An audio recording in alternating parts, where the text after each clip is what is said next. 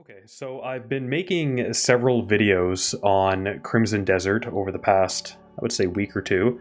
The latest one was this one here, looking at the combat in the game.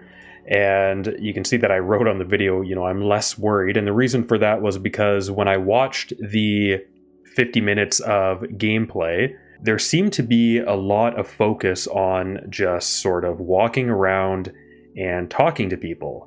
And I mentioned this multiple times in both of these videos, but it's just not something that I am particularly interested in when I sit down to play a video game. I don't have a lot of time to play games, and when I do sit down, the last thing that I want to do is play something like a walking sim where you're just sort of walking around and exploring and stuff.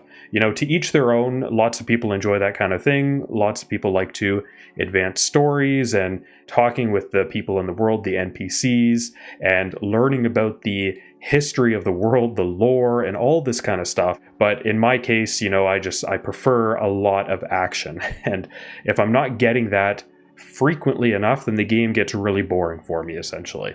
But then when they came out with their video, I think it was a week or two ago, on the combat, it basically helped so much to alleviate some of those concerns that I had, because the combat looks so good. I'm really hoping that there is a lot of combat. That's my bread and butter when it comes to games like this. Anyways, there is a new video out on their website, on their YouTube channel, so I figured we would take a look at it under the announcements. Life in Pywel. I'm suspecting this is almost like the complete opposite of the previous video that we watched, the combat and progression video, where it was all about combat and I was really excited. I have a feeling this one here is going to be like the complete opposite for me. It's going to be like, oh god, this is the stuff that I'm not interested in, but I figured we'll take a look at it anyways. I've also been keeping an eye on the App Store. Again, I'm going to be playing this on a Mac, as crazy as that sounds. In fact, I'm going to be playing this on an M2 MacBook Air to start, so that's even more crazy, but I'm keeping an eye on this just to see if any of the details change, just out of curiosity. I think the last time I made a video, I was wondering if this was a Canadian, so I'm in Canada, and I was wondering if this was the Canadian price or the American price, so this definitely is US, so $70 US, because I checked my App Store, the actual App Store application on my Mac, and I believe it shows $89.99, so it's $90 Canadian. The information that I'm kind of keeping an eye on here is down here, the compatibility. I notice it still says, and this is what it said last time, it still says that it requires macOS 15 or later and a Mac with an M1 chip or later. This boggles my mind. There's no way that this game is going to run well on an M1 chip. There is no way. Will the game open? Sure, I'm sure it'll open, but even on the lowest settings, I cannot imagine that it's going to be running very well. Like, I'm thinking of the time that I tried to play Cyberpunk 2077. I have an M2 MacBook Air, and it has 16 gig of memory. I mean, that's more than the base, and the game was freezing, even on almost the lowest settings. Like, and I believe it says the same thing in the App Store for Cyberpunk 2077. I believe it says that you can play it on an M1 chip or later, but why even write that? If it's not playable, then why even write it? It makes no sense to me. But anyways, so I'm keeping an eye on this to see if this changes. This is another interesting thing. I pointed this out in one of my previous videos, but on the Mac App Store, it says that the game is 167.9 gig, but if we go over to Steam and we go down to the bottom here, we go to Mac OS system requirements, it actually shows that it's 135. In fact, it doesn't even say how large it is, it just says how much storage you need available to download the game. That's a bit interesting. That's like a 30 plus gig difference. I wonder why that is. On here, though, we can see that they actually list recommended specs. So the minimum specs, they are showing the same thing, M1. However, they are definitely saying that you're going to need 16 gig of RAM. I don't believe it says that on here anywhere. Like, that's another big miss for the Mac App Store. This information should be on the Mac App Store. Somebody with 8 gig of RAM on their M1, this game is not going to run. There's no way that it's going to run. And unfortunately, a lot of people who bought an M1 or even an M2 MacBook Air, maybe even the MacBook Pro, I can't recall, but a lot of those at the time, they defaulted to 8 gig of memory. So I mean, this is a very important point, and yet it's not highlighted on here. So I'm wondering if you do have an 8 gig memory MacBook Air, M1 or M2 or whatever, I'm wondering if this game, you won't even be able to download it, or from the App Store I'm talking about, or what, I'm not sure. But you can see that the developers, they're recommending, and this is where it's very confusing, I'm not sure why it says this, I commented on this in a previous video, but underneath the processor, they're recommending an M4 Pro. But then under the graphics, they're recommending an M3 Pro. This makes absolutely no sense. These are unified chips, so you can't have an M4 Pro CPU and an M3 Pro GPU. This doesn't make sense. So I'm not sure what the actual recommendation here is. Is it the M4 or is it the M3? Which one is it that they're recommending? I don't know. But the point is that they are recommending the Pro variant of either the M3 or the M4. So an M1, there's, I gotta see someone trying this game on it. I can't imagine, but I mean, I'm gonna do it on an M2, and again, I'm expecting it to be brutal.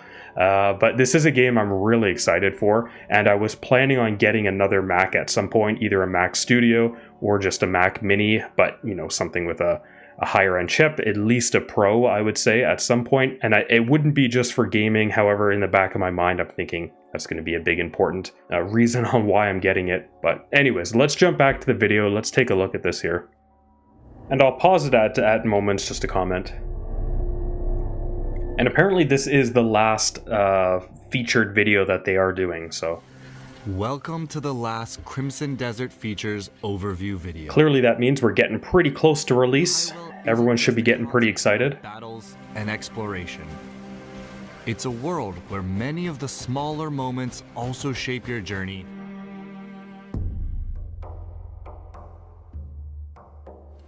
Your journey will be anchored by the gray... Yeah, so like just look at this environment. The detail is insane. The draw distance is large. Like, even on the lowest settings, there's no way this is going to be running smoothly, or I don't even think it's going to be running at all, period, on an M1. No way. I'm putting, you know what? I'm saying it right now. I'm laying my cards on the table. There's no way. In fact, I highly suspect that on my M2 MacBook Air, even with the 16 gig of memory, this thing is going to be crap. And it's unfortunate because look at this game. It's beautiful. But anyways, I'm there's no way, but I'm still going to download it. I'm still going to give it a try. In camp, a stretch of land in Hernan that serves as the faction's new base after Pywel is lost to the Black Bears. Grab 'em! Find them all! Its beginnings may be humble, but over time, you'll be able to expand the camp with funds and resources that you acquire on your travels. With these upgrades, the camp will become more than just a place to rest. Oh, God. Here, you can prepare for the journeys ahead. Prepare meals at camp that will... Oh, God. It's about time you got hungry. Oh, God. From the camp vendor. We're making food, we're cooking, oh God, we're moving chairs around and furniture. I don't know, man. This is not my kind of game. You know what? I shouldn't have even watched this video. Shouldn't have watched it. It's getting me depressed. You can also go a step further. Oh, well, of course. We're going to be doing some farming here. Cooking and crafting. Oh, we're taking an ear of corn? Okay. Camp's ranch and farm. Oh my God, we're ranching here. We're picking up pigs. I don't know. So this is all now, eh? The camp is also the foothold for rebuilding the Greymane faction. And building it is the starting point in the journey to reclaiming the Greymane's lost homeland of Pywel. The comrades you reunite with along your journey will come here to regroup, while others will hear news of the camp and arrive of their own accord.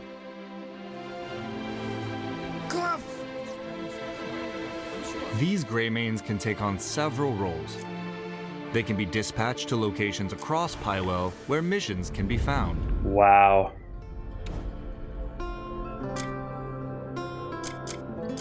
Having your comrades complete these missions will grant you with this game has a lot of depth. And materials. This is not just an action-adventure game. we're talking like this is almost like a sim. We're getting close to, I don't even know what you call it. It's almost like a strategy game at some level here.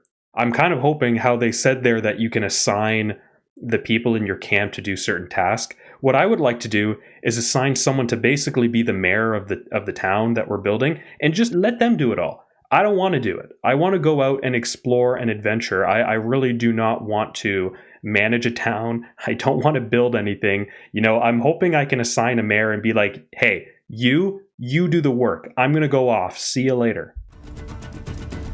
Greymanes can also be dispatched to blockaded locations and help to whittle down enemy ranks even while you're in other parts of Pywel. Oh my god. This is crazy.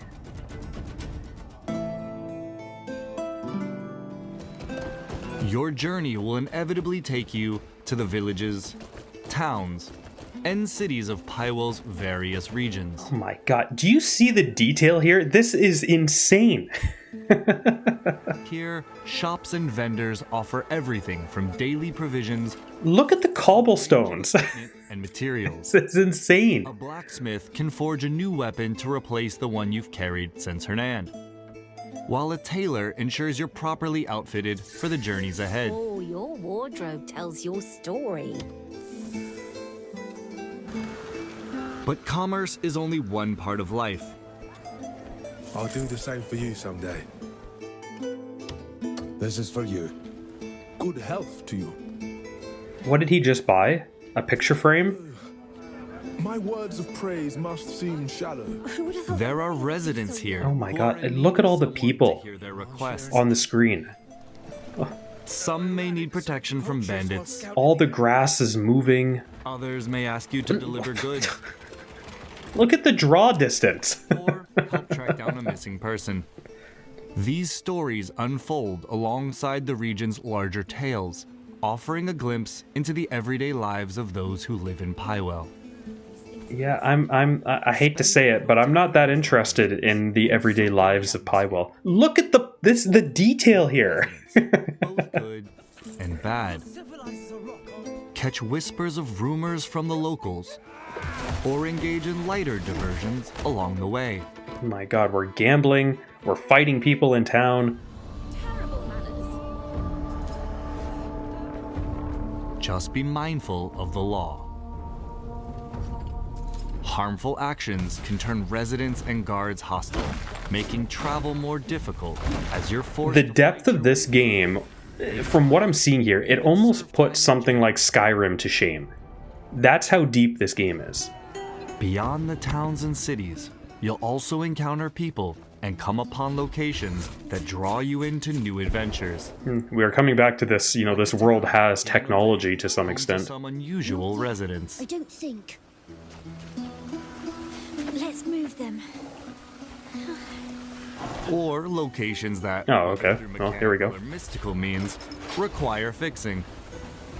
So take in life apart from the battles and wilderness. Oh my god, of look at this Pywel thing. And explore its towns, cities, and beyond.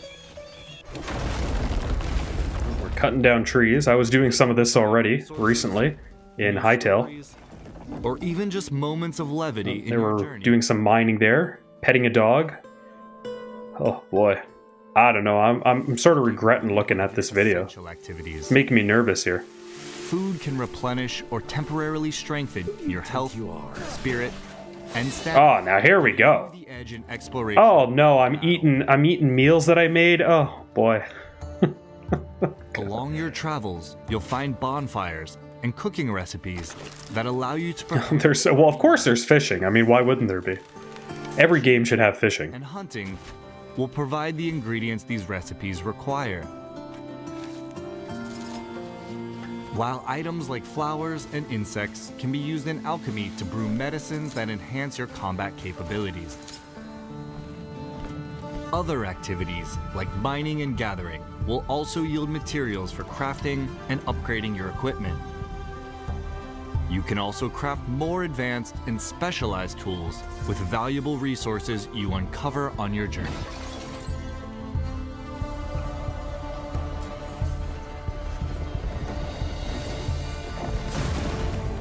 The hell is that? That was interesting. Shaping your daily life in Pywel also extends to customizing your character. Oh, well, of course.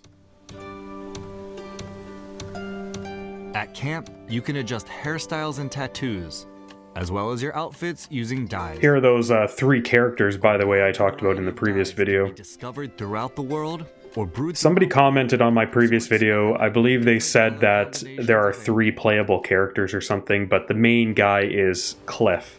You have 2 others with you that you can choose to use or not. I'm hoping that's the case.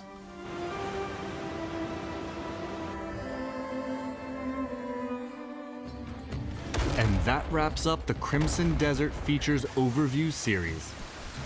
We've explored Pywel and its stories and characters, the combat and progression, and the activities. Oh my that god. make up life. I landed on a horse and now I'm trying to tame it. We hope that this series has given you a better understanding of the game. Thank you for watching, and we'll see you in Pywel. Oh, look at this, a horse race. Wow.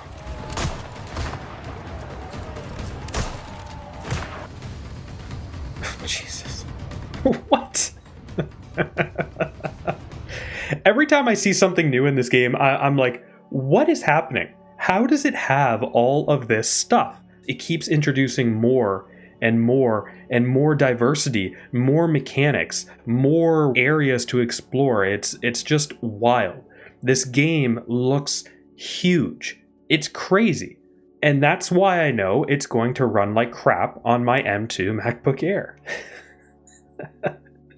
Without a doubt, it is going to be brutal, but we're going to try nonetheless. Yeah, this video here, it has helped me understand how big, how deep this world is, which is great. But at the same time, this is like nothing that was in this video is stuff that I want to engage with in the game. I'll engage with it once to say I've engaged with it, and I'm going to get bored of it probably within a couple seconds of starting that activity. I don't want to gamble. I don't want to farm. Fishing I'm actually okay with. I generally enjoy fishing. I don't know why. There's some sort of strange thing about fishing. It actually makes me enjoy it when I'm doing it in a game. But aside from that, all the rest of it, I'm just not interested. I'm really hoping, like when he was moving the chair around in the building, in the room there, and they were customizing sort of their town, that is the last thing that I want to do. I'm really hoping that that's not going to be a required feature of the game. It's more like, here, you can do this. If you don't want to do it, that's fine. I'm hoping that building this town up can be sort of, here, I'll delegate it to someone else in the town. They can deal with that. I don't want to deal with that. This game is huge. I don't even know what else to say. I mean, it's just massive. And every time I see one of these videos, it seems to get more and more massive. And my concern with how big it is that means it's going to be quite complex. Anyone who doesn't really like a lot of complexity in a game, this might be a bit overwhelming, and I have a feeling it's probably going to be overwhelming for me. That being said, I feel like the overwhelming aspect of it, I probably won't even get to that point because I'll probably be too focused on how crap the game is running on my little M2 MacBook Air. That's what I suspect is going to happen. Anyways, that's it for this video. Really hyped for this one. Definitely going to be picking this up day one, and we'll start making some videos on it. Well, we might only make one video on it because we'll probably play it on my M2 MacBook Air, and I'll realize, well, this is not going to happen, so we'll have to wait till I get a better Mac, but we'll see. Fingers are crossed, and toes. Everything is crossed. We'll see. Anyways, I'll see you in the next one. See you later.